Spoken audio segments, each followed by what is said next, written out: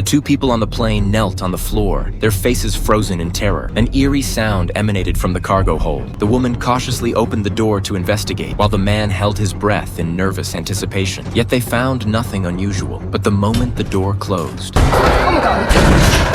Oh my god!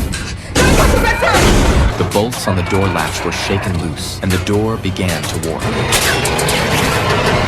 As the tower lost contact with the aircraft, its location showed it parked on an abandoned apron. The station chief instantly grasped the situation, immediately ordering the closure of the taxiway and requesting backup. The plane sat there in utter silence. The fuselage felt cold, devoid of any warmth, as if it had never taken flight. All the window shades were closed, with only one dim blue light glowing faintly. The station manager immediately instructed his subordinates to notify all departments. Soon, a large contingent of police and relevant authorities arrived. When conducting infrared life detection, the aircraft's surface temperature was so low that the situation inside was completely unreadable. Audio life detectors also failed to pick up any movement, except for an eerie breathing sound that was definitely not human. Two officers immediately boarded the plane in full gear. Everyone was slumped lifelessly in their seats. Oh my god.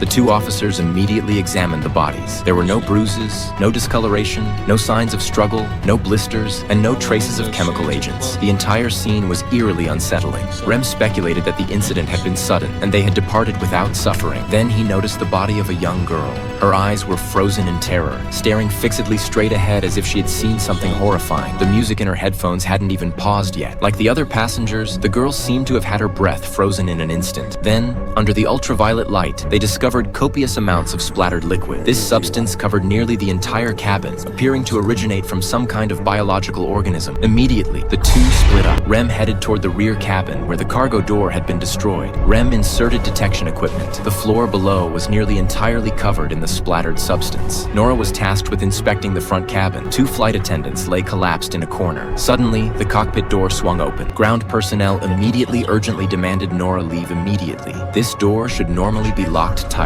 They feared unpredictable danger, but Nora insisted on investigating. Ending communication with the ground, she aimed her flashlight at the pilot.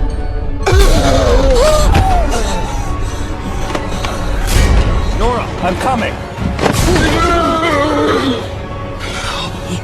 4 passengers had miraculously revived, while the remaining 206 had perished. The 4 survivors were immediately isolated for examination, showing no abnormalities. Rem questioned the captain about the incident, but he had no recollection whatsoever. They then asked if he had noticed any unusual odors. The captain only recalled operating the aircraft for landing before losing consciousness. The other survivors also had no memories, feeling as though they had merely slept and awoken to the current situation. At that moment,